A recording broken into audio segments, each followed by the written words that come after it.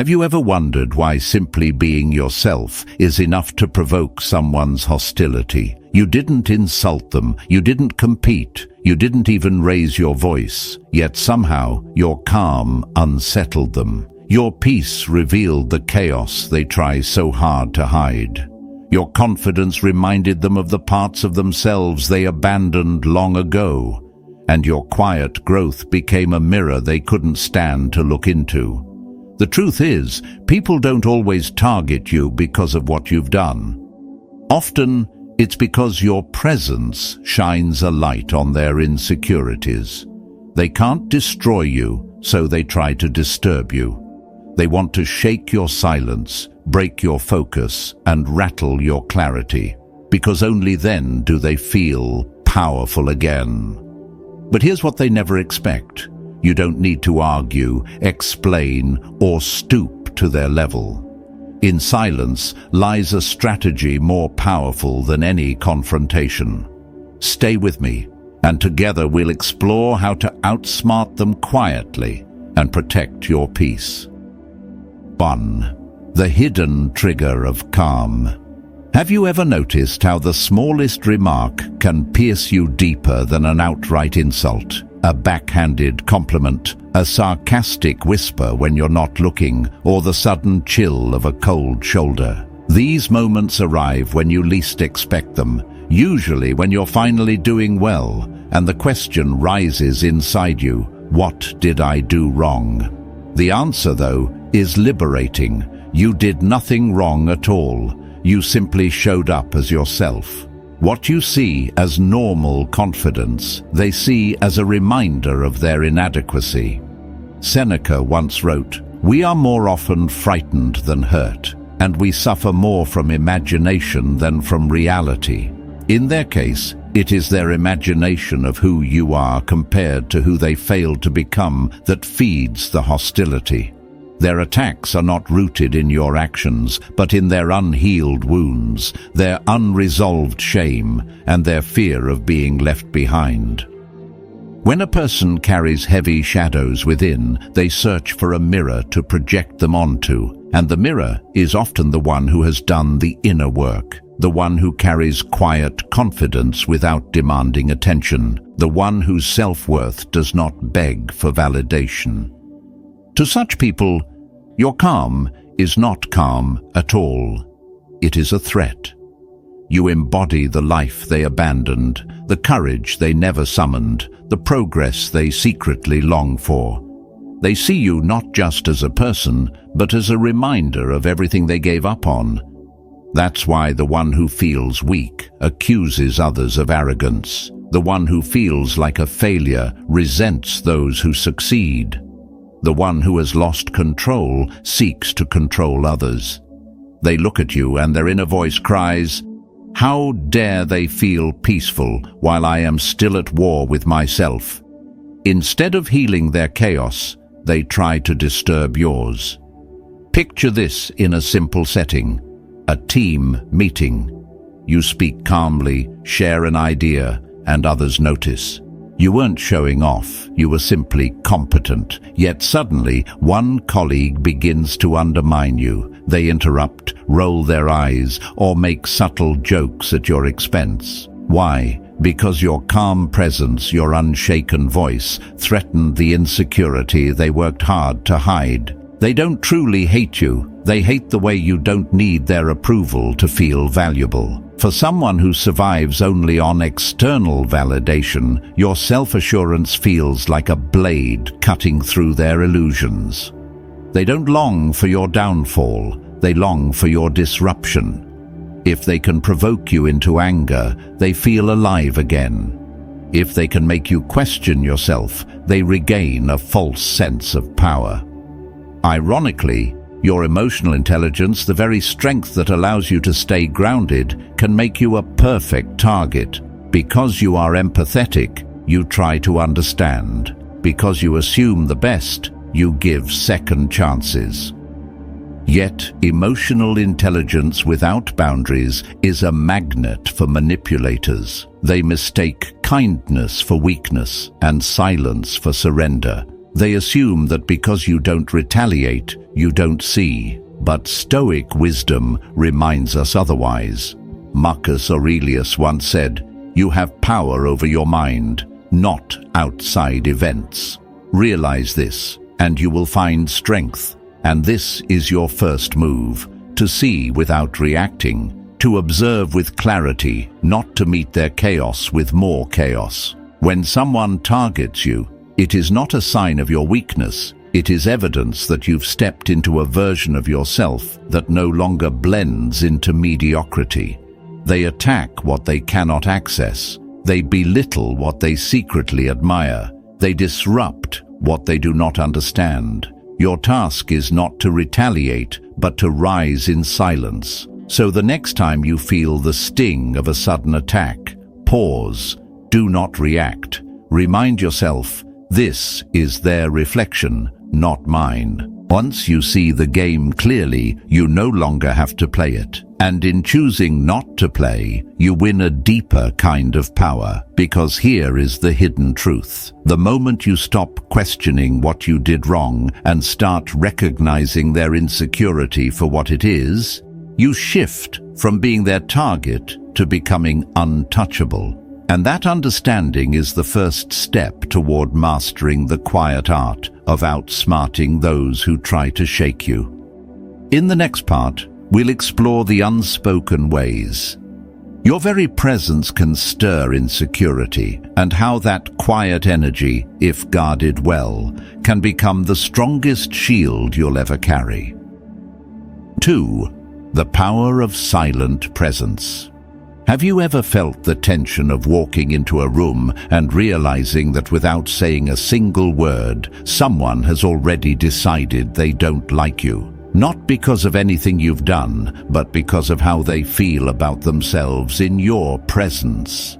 That unease you sense in their glance, that discomfort in their tone, it isn't about you. It's about the mirror you've become, a reflection they can't escape. Marcus Aurelius once wrote, "If someone despises me, that's their concern. My only concern is not doing or saying anything deserving of contempt." And here lies the paradox. Your silence, your stillness, your refusal to shrink unsettles those who depend on noise to feel real. The truth is, most people are not searching for inspiration. They are searching for comfort, even if that comfort rests on lies they tell themselves. So when you enter with clarity, self-respect, and no hunger for approval, you don't inspire them, you expose them. Your presence refuses to validate their excuses, and it reminds them of a potential they abandoned long ago. For those who have built their sense of worth on fragile foundations, that reminder stings. Emotional instability finds peace threatening. Your calmness in the storm, your choice of patience over pettiness, your ability to listen without rushing to interrupt, all of it reveals the frantic lack of control in those who survive on chaos. They cannot manipulate you, they cannot provoke you. And because their tactics fail, their insecurity begins to turn into hostility.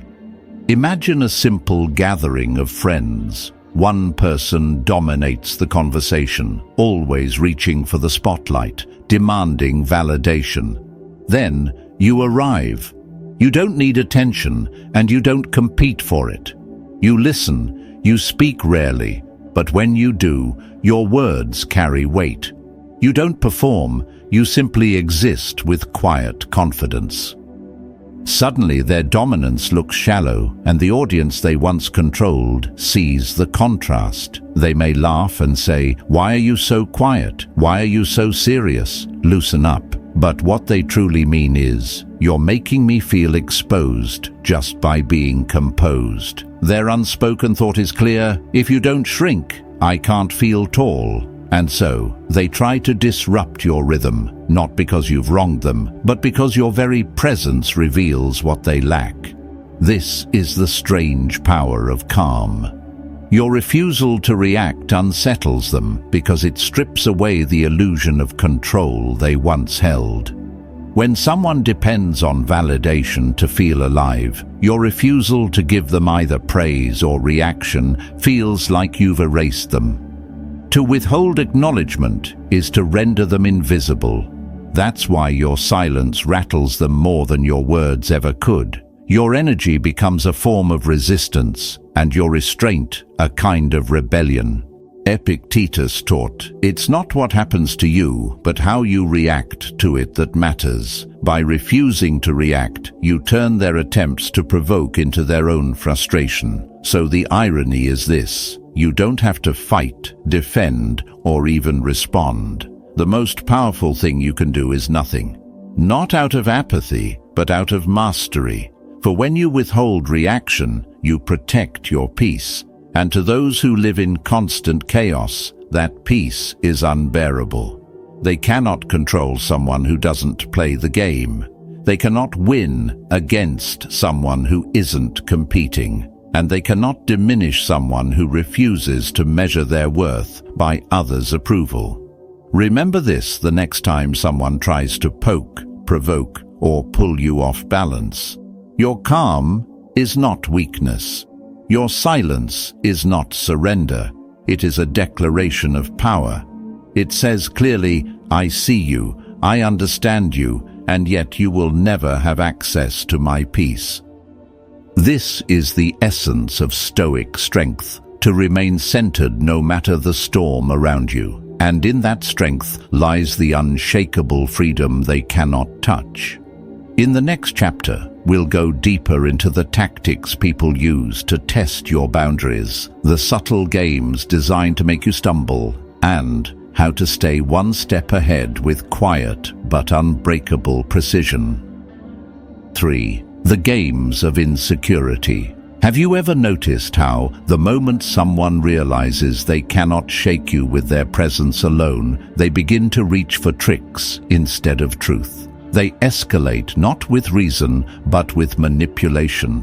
They press buttons, set traps, and create friction, not to destroy your life, but to disturb your peace. Because that's where your power truly lives, in the quiet place inside you that refuses to be moved. Insecure people cannot stand emotional neutrality.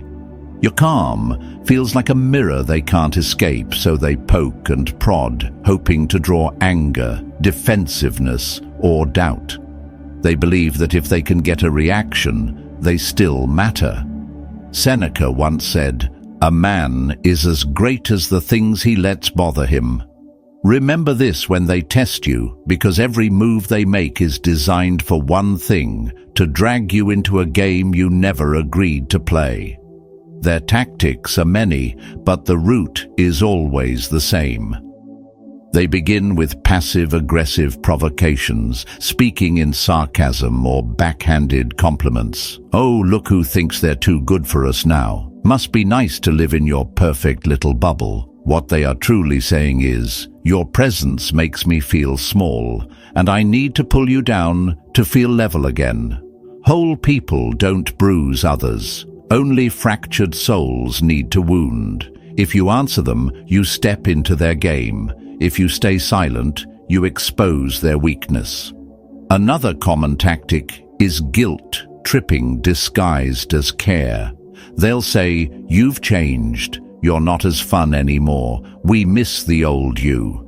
But what they really miss is the version of you they could control. Growth is not betrayal. You don't owe the comfort of your smaller self to those unwilling to evolve. And then there are the public tests. They try to provoke you in front of others, not to reveal truth, but to control the narrative. They laugh at you in groups, question you loudly to discredit your voice, or bring up old failures to trigger shame. The hope is that you'll snap, that you'll perform for their dysfunction, because the moment you react, they win. You become the irrational one, and they rewrite the story. But when you hold your frame, when you refuse to perform, their chaos crumbles. For nothing exposes desperation more than calm indifference in the face of provocation. Marcus Aurelius reminded himself, "You have power over your mind, not outside events. Realize this, and you will find strength. It is not about silencing them, it is about refusing to let them dictate your inner world. Consider a simple scene at work. A colleague undermines you in meetings, cutting across your words, questioning your competence. The old you might have clapped back, raising your voice, desperate to prove your worth. But the Stoic response is different. You let them talk. You stay steady. You deliver your value without rushing. Slowly, the contrast becomes visible to everyone, their noise against your clarity, their drama against your results. You win without raising your tone, without matching their disorder. And in that moment, without even trying, you reposition yourself as the stronger force. That is how the Stoic wins, not with louder noise, but with impenetrable calm. Here is the anchor. People will test your emotional control again and again, but only until they realize it cannot be broken.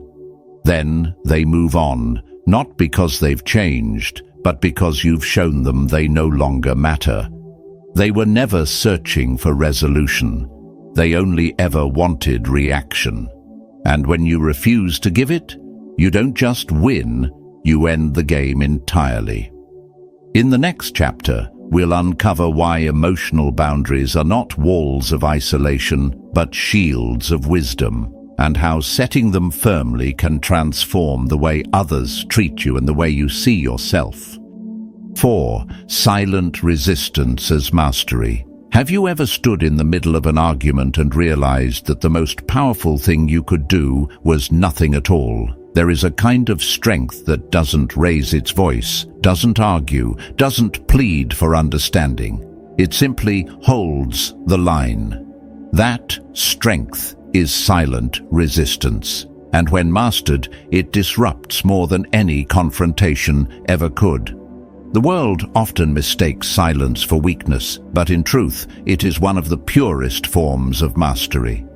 People expect you to react because that's what they would do. They expect you to defend, to explain, to return fire.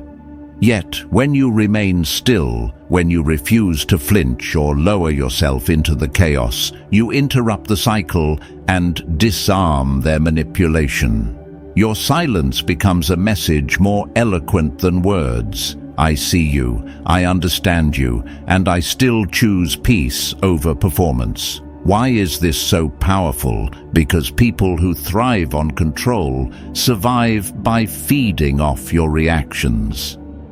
The moment you remove that food, they panic. When you don't react, they lose leverage. When you don't justify, they lose control of the story. When you don't descend to their level, their chaos echoes back at them in the emptiness of your restraint. This is why silence isn't avoidance. It is strategy. It is dominance without noise. Seneca reminded us, it is better to conquer grief than to deceive it. The same is true of conflict. Better to conquer it through mastery than to deceive yourself into thinking you win by shouting louder. Think of a simple moment from daily life. Someone insults you, waiting eagerly for the spark in your eyes, the sharpness in your tone. But instead, you meet their glare calmly, say nothing, and walk away. Watch what happens. They grow louder, more desperate, because you didn't play the role they wrote for you. You didn't feed their ego. You didn't validate their dysfunction. You left them with nothing but their own reflection. And for the insecure, that is the scariest mirror to face. In Stoic philosophy, silence is not cowardice. It is clarity in motion. You don't choose stillness because you are weak, but because you have already made the decision. This is not worthy of my energy. That is the essence of discipline, the ability to remain true to your values even when your ego begs for release. Marcus Aurelius often reminded himself that the soul becomes dyed with the color of its thoughts. When your thoughts are rooted in calm, your silence becomes radiant, unshakable, commanding. To look chaos in the eye and still choose peace, that is quiet confidence, the kind that rattles louder than any scream. And so silence builds a boundary. It tells the world where your energy begins and ends. It protects your peace without needing to announce it. This is why those who try to provoke you find themselves defeated by their own noise. They expected a fight, but what they received was something far more dangerous: your refusal to engage. That is the deepest form of strength, not winning against them, but mastering yourself. So the next time someone tests your composure, let your silence become the sharpest answer.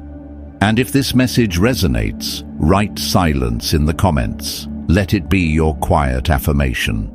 Remember, choosing stillness is not about being passive. It's about being powerful enough not to be moved. Subscribe if you wish to keep learning how to hold that power in a world addicted to noise. In the next part, we'll uncover how your boundaries, once guarded in silence, transform not just how others treat you, but how you carry yourself into every battle of life. 5. Stop explaining yourself. Have you ever felt the exhaustion that comes from explaining yourself over and over, only to realize the person you're speaking to was never truly listening? There is something sacred about refusing to explain yourself to those committed to misunderstanding you. It draws a line, it protects your peace, and it reclaims the time and energy that should belong only to you. Every time you try to justify yourself to someone who has already decided to twist your words, you cheapen your own truth. Silence, in this sense, is not an absence of words, but the presence of standards. It says clearly, I do not owe clarity to those who profit from confusion. I do not fight to be seen by those committed to blindness. This is not arrogance, it is self-respect. The enemy of peace does not know what to do with silence. When you speak, they can distort your words. When you fight, they can provoke you further. But when you say nothing, they are forced to confront themselves. Your silence becomes a mirror, reflecting back the discomfort they tried to place on you. And for many, that is unbearable. Your silence does not mean you didn't notice their attack. It means you are no longer available for the game. Epictetus once wrote, "Any person capable of angering you becomes your master. By refusing to explain, by refusing to give them the reaction they seek, you are no longer mastered." There is a vital difference between shutting down and shutting the door. Shutting down is an act of fear, while shutting the door is an act of preservation. When you walk away with dignity, you are not abandoning the battle, you are refusing to fight it on their terms.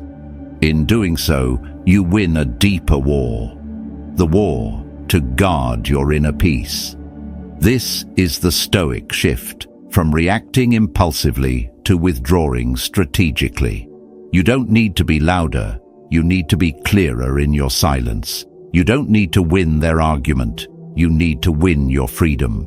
Think of the times when people accused you of changing. You're not as fun anymore, you're too distant, you're not the same. What they truly mean is, you're no longer easy to control. They miss the version of you that lived small so they could feel tall. But growth is not betrayal. You do not owe the comfort of your old self to those who refuse to evolve. Let them believe you're cold. Let them invent their stories. You do not need to defend your progress to those who stopped moving.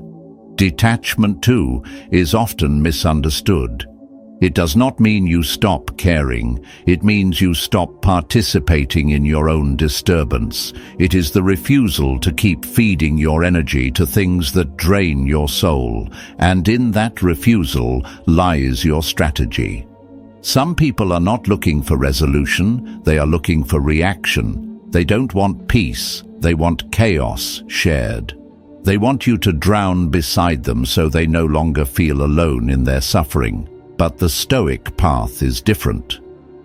You don't jump into their ocean, you build your own shore. The goal is not to win the fight, it is to leave the arena entirely. You do not defeat the manipulator by outplaying them, you defeat them by refusing to play. Seneca captured this wisdom long ago. The greatest remedy for anger is delay.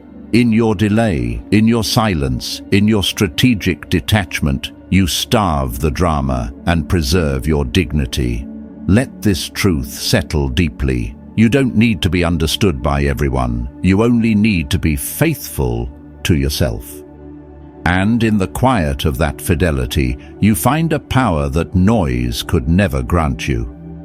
In the next chapter, we will explore how building unshakable inner boundaries turns this silence into a lasting shield, one that no chaos can penetrate. 6. Detachment as quiet rebellion. Have you ever noticed how every toxic interaction feels like an invisible contract? One side provokes, the other responds. The louder and more emotional the response, the more control the provoker feels. But the moment you withdraw, when you stop explaining, stop chasing, stop proving, you rip that contract in half. They can scream into the void, slander you behind closed doors, or twist the narrative to suit themselves. But without your participation, their story has no oxygen. That is how you outsmart them, not by fighting harder, but by feeding less. Marcus Aurelius once reminded himself, "The best revenge is not to be like your enemy." Detachment then becomes an act of quiet rebellion. This kind of detachment isn't coldness, it's clarity.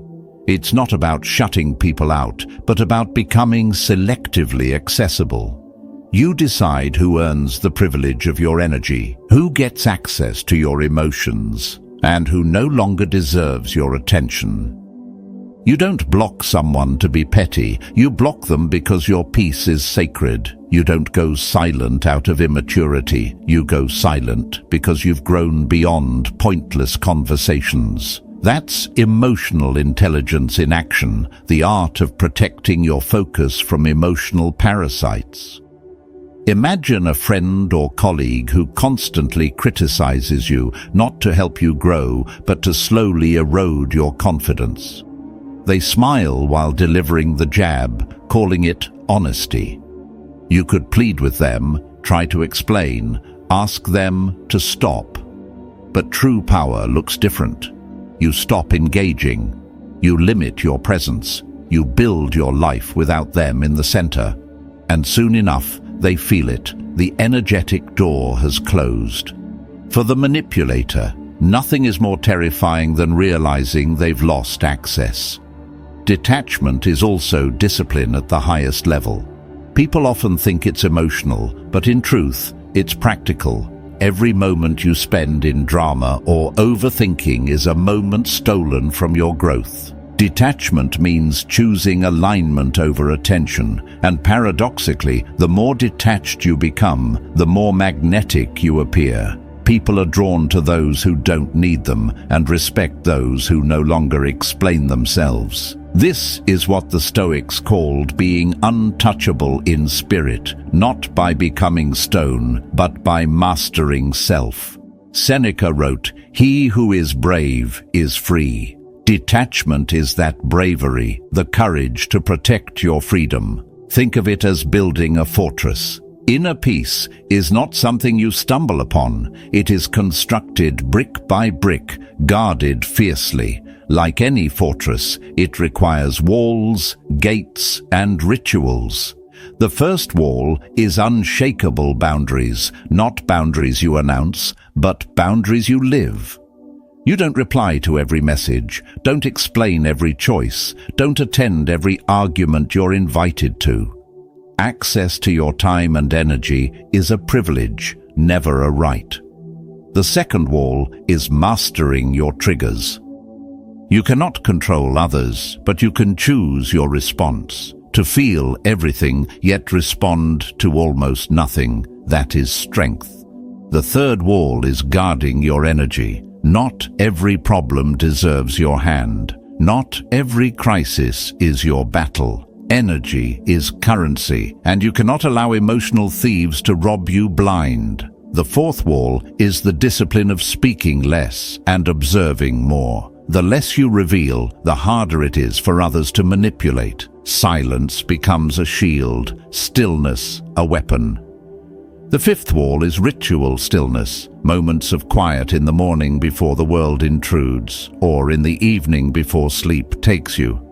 These pauses reset the fortress. And finally, the sixth wall is access control. You can love people and still limit their entry into your inner world. Give trust based on actions, not words. Offer access based on alignment, not history. Because your peace is a vault, and not everyone deserves the code. If you feel constantly drained, it is not because you are weak, but because your gates have been left open too long. Now is the time to build, brick by brick, standard by standard. Detachment is not rejection, it is redirection back to yourself. It is the choice to stop drowning in another's ocean and begin shaping your own shore. And as you reinforce this fortress with silence, boundaries, and discipline, you no longer just protect your peace, you begin to live fully inside it. In the next part, we will explore how this inner fortress changes not only how others treat you, but how you walk through the world with unshakable clarity. 7. Outgrowing the cycle. There comes a point when the question shifts. You stop asking, why are they doing this to me? And you begin to ask, why am I still watching? Because their chaos is not your concern. Their dysfunction is not your responsibility. Their noise is not meant to become the rhythm of your life. The moment you stop chasing understanding and begin chasing your purpose, the air clears. What once felt personal is revealed as nothing more than distraction. You were never meant to fix them. You were meant to outgrow the cycle entirely, but the pattern repeats itself. They hurl insults, create drama, weave guilt into every interaction, hoping you'll drop your progress to respond. Why? Because your growth threatens their stagnation. They can't keep up, so they attempt to drag you back. Marcus Aurelius reminded himself, "When you arise in the morning, think of what a precious privilege it is to be alive. Your privilege is to use that day to build, while they waste theirs trying to interrupt. Their failure to move forward becomes unbearable in the shadow of your focus. Consider this: you've committed yourself to health, to a project, or to healing. While you quietly labor, someone resurfaces with old accusations, sly remarks, or baiting questions. The old version of you might have paused to defend yourself, but now you no longer waste breath. You let them talk while you keep working. You let them gossip while you keep growing. They remain frozen in the same patterns while you craft a life beyond their reach. That contrast alone unsettles them more than any argument ever could. And here lies the trap, wanting to be understood. It feels human, even noble, but it delays your destiny. To explain yourself to those committed to misunderstanding you is to abandon the path for the sake of their comfort. Seneca once said, "It is not the man who has too little, but the man who craves more that is poor." Their craving for reaction reveals their poverty of spirit. Your refusal to provide it reveals your strength. So let the storm rage outside your walls. Your task is not to calm the storm, it is to remain steady within. Don't retaliate, don't return to a battlefield you already walked away from. Instead, refine your craft, sharpen your body, deepen your vision, build the fortress within, brick by brick, until their noise becomes nothing more than a faint echo outside. True inner power is found in prioritization. You cannot be powerful and distracted, cannot rise while arguing, cannot grow while explaining. And when you finally stop reacting, when your silence becomes steady, they begin to crumble. At first, they pretend indifference. Then they escalate with subtle provocations, fake kindness, or reminders of old patterns. But nothing lands, nothing moves you. The person they once played no longer exists. The mirror flips. You no longer reflect insecurity, you reflect indifference, peace, and quiet strength. They see it, and it unsettles them. Because if you no longer need them, if you no longer react, then their greatest fear becomes true. They never had power. They only had proximity. And now they have neither. That is when your growth becomes their undoing, and your silence becomes their loudest lesson. 8. Stoic revenge, becoming untouchable. What if the most powerful revenge required no noise, no confrontation, no audience? Imagine a kind of revenge that speaks only through your evolution, where every step forward is a quiet verdict against those who tried to break you. This is what the Stoics understood. True revenge is not fueled by hate, but by rising so far above the battlefield that your very existence becomes a reminder of their failure. Marcus Aurelius wrote, "The best revenge is to be unlike him who performed the injury." And that is the essence of Stoic revenge. You don't mirror their chaos. You don't become their bitterness. You grow into someone they never imagined you could be. Think of the times you were betrayed, mocked, or discarded.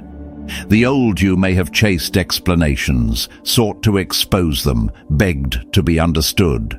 But the new you stays silent, works relentlessly, sharpens habits, and builds a life beyond their reach.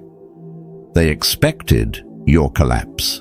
Instead, they are forced to watch your transformation. They hoped you'd remain stuck in loops of reaction, yet you broke free. Every time you choose discipline over despair, calm over chaos, action over argument, you practice Stoic revenge. And the most devastating part for them?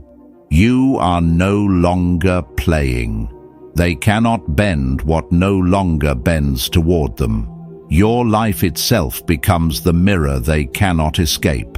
Where once they thrived on your reactions, now they're left with nothing but their own reflection, and it burns. Their true loss was not in the moment they hurt you, but in the moment you rose and healed beyond them. This is the final form of strength.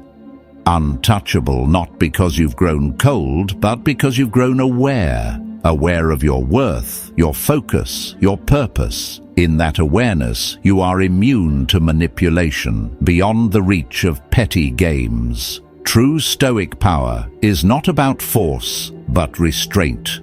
Not about domination, but self-mastery. And in that mastery, you discover the quietest and most unshakable revenge of all. You didn't just survive, you became untouchable.